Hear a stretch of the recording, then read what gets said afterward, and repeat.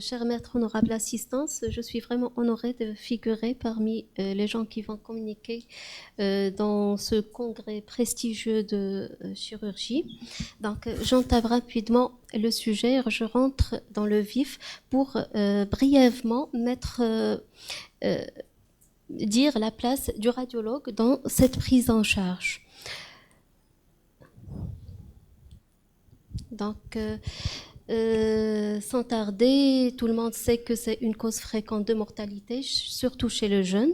On distingue chez nous le traumatisme fermé, qui va faire l'objectif de cet exposé. Ce traumatisme fermé a la particularité actuellement d'être pris en charge de façon la plus conservatrice possible, d'où l'intérêt de l'imagerie qui va permettre de déceler ces lésions et de décider de la prise en charge. Est-ce qu'elle va être conservatrice ou une intervention chirurgicale sera obligatoire. Le traumatisé ouvert, c'est autre chose, c'est une exploration chirurgicale dans la plupart du temps. Donc, le but de l'imagerie, c'est d'identifier les lésions, de les stadifier, les traiter éventuellement par embolisation. Je vais exclure les pelvis et le rétropéritoine. Donc, parmi les buts, le premier, c'est de choisir par quel moyen explorer le patient déjà. Pour le patient qui est hémodynamiquement instable, ça va être une phase écho. Ça peut ne pas arriver au service de radiologie. Normalement, ça doit être pris en charge en amont par les urgentistes, par l'équipe des urgences. Et la phase écho, c'est vraiment les quelques coupes, 4 à 6 coupes sur des endroits particuliers pour rechercher juste l'épanchement intrapéritonéal. L'échographie conventionnelle, normalement, n'a pas de place dans ce contexte de traumatisme parce que ça omet les lésions d'organes. Mais en pratique courante, on passe à une échographie rapidement avant de passer le patient à la salle de scanner. Le scanner, ça reste le moyen d'exploration le plus fiable, bien sûr, mais à condition qu'il soit fait dans les bonnes conditions et qu'il soit fait avec une bonne technique. C'est-à-dire sans injection pour voir les hématomes, et puis un temps artériel en bon et due forme pour voir les saignements actifs. Un scanner abdominal chez un traumatisé sans temps artériel, ça ne vaut rien. Ça peut omettre des lésions les plus graves. Et puis après, bien sûr, c'est le temps portal pour les lésions parenchymateuses, et on doit attendre un peu, si l'état de patient le permet, pour voir les lésions. On doit attendre pour voir les lésions des voies excrétrices urinaires qui peuvent s'intégrer dans ce contexte de traumatisme. L'artériographie, pas de place diagnostique, mais c'est pour une prise en charge thérapeutique. Et le cas particulier du pancréas, c'est il faut explorer par la cholangio IRM pour explorer les canaux qui va dicter la prise en charge. Donc, au total, si on a un patient stable hémodynamiquement ou stabilisé, c'est le scanner. S'il n'est pas stable, faut faire normalement une fast écho et ne doit pas arriver au service de radiologie pour ne pas perdre du temps. On va décrire rapidement les lésions élémentaires qu'on peut voir. Donc, on doit déceler l'épanchement. Donc, c'est à l'échographie, c'est le liquide anéchogène en général, mais ça peut être hyperéchogène.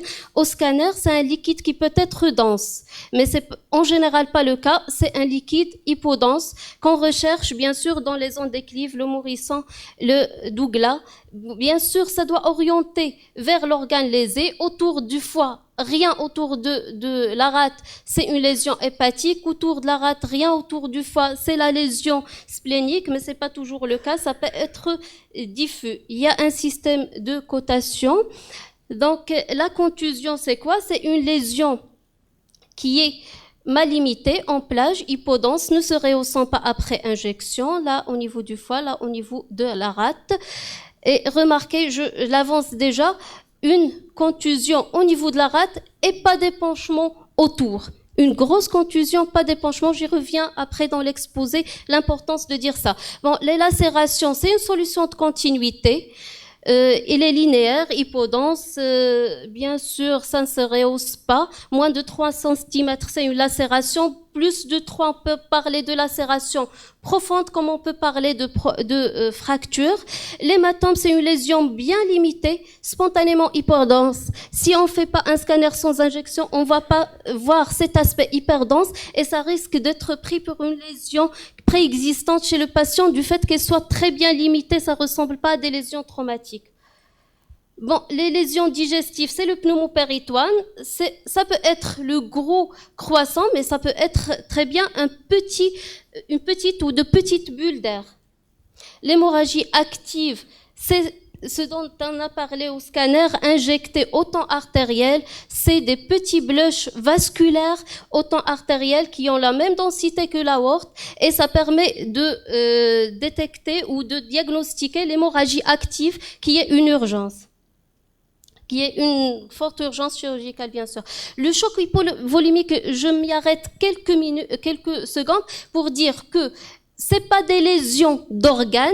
Il faut faire attention à un patient qui n'était pas stabilisé auparavant, qu'on vient de stabiliser et chez qui on voit ce genre de lésions, qui sont des intestins très dilatés, avec un rehaussement très important, parfois une paroi épaissie, une petite aorte, une veine cave qui est plate et parfois une petite rate non rehaussée.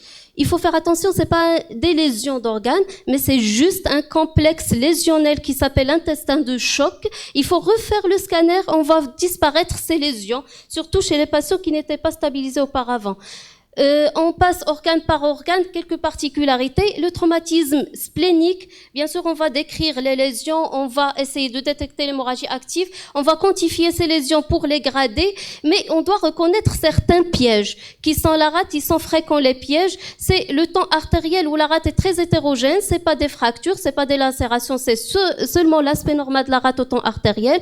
Parfois un foie gauche qui vient aux côtés de la rate, parfois des incisures de la rate, des rates accessoires. Bien, après, on va classifier, bien sûr. Des petites lacérations, c'est classé grade 3. Des grandes lacérations ou des fractures, un éclatement, c'est classé grade 4. Le petit blush ici, il est très difficilement visible, c'est classé grade 4. Et l'hématome sous-capsulaire, selon son étendue entre 2 et 3. Donc, les traumatismes hépatiques, je ne vais pas m'y attarder, seulement un petit mot. La localisation des lésions est très importante. Pourquoi? Parce qu'il y a des éléments nobles qui passent. Par exemple, les lésions veineuses, par exemple des lésions qui arrivent au contact des veines sus-hépatiques comme ici, ou de la veine cave, ça doit faire rechercher des lésions veineuses.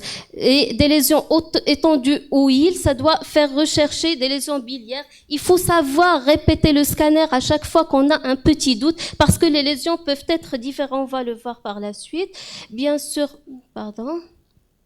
on va classer, grader de petites lésions grade 3, un gros hématome qui peut être classé grade 3. La contusion également, c'est un grade 3. Là, c'est des lacérations très importantes qui sont classées grade 5.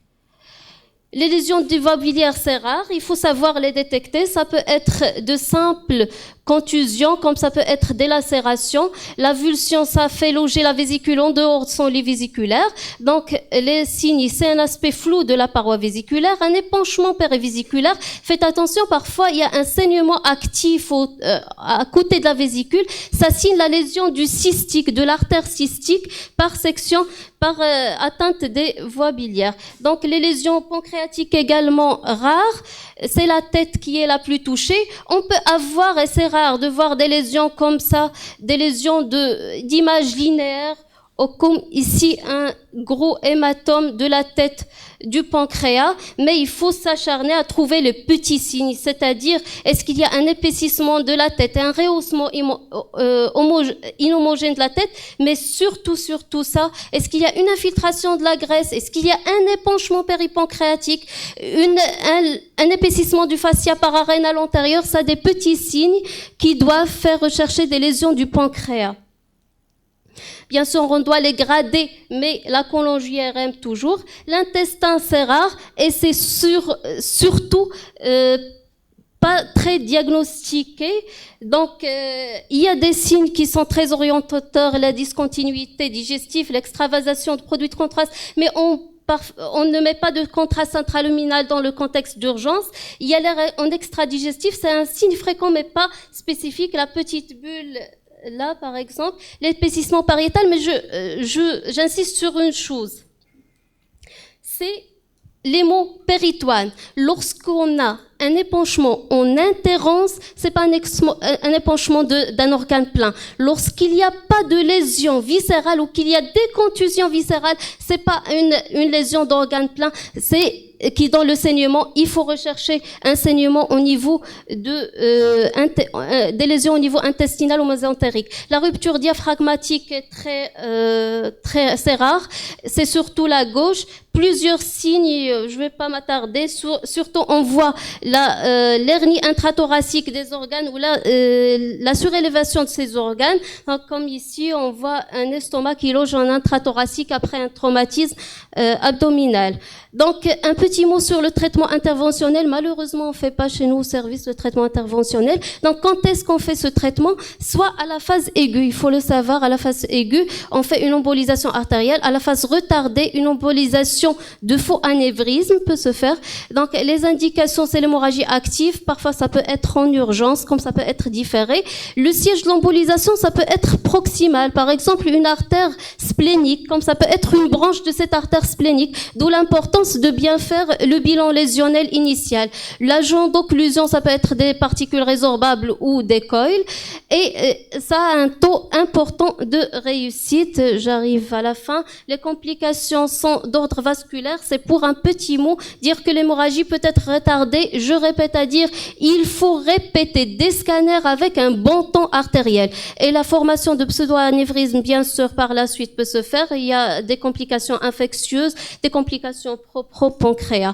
Donc, ce qu'il faut retenir, c'est que le scanner, toujours le scanner, répéter le scanner bien fait chez le patient stable, reconnaître les lésions élémentaires, bien sûr les grader, et je m'arrête un petit moment pour dire grader selon le système qu'on a choisi avec les chirurgiens, avec l'équipe qui travaille avec nous. Sinon, on leur donne les lésions élémentaires toujours, et c'est à eux de reprendre la gradation s'ils veulent.